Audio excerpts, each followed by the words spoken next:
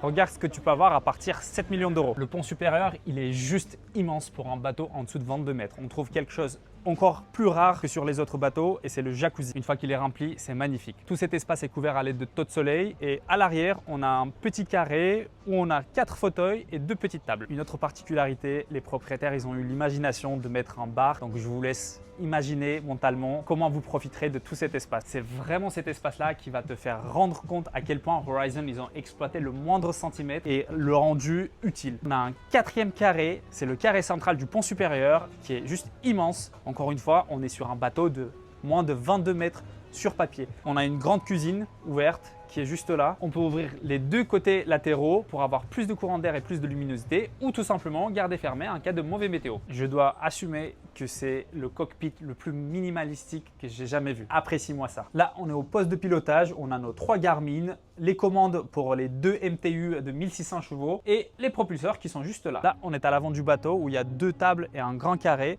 Toute cette partie est couverte par le taux de soleil pour plus de confort et tout ce qui est de bain de soleil, ils ont fait le choix pour ne pas les couvrir.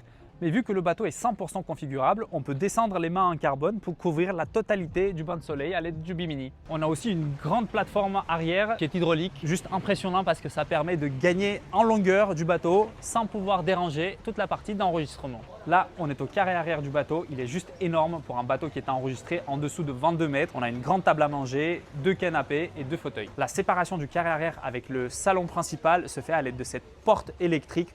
Et une fois que c'est ouvert, ça donne un espace linéaire juste énorme.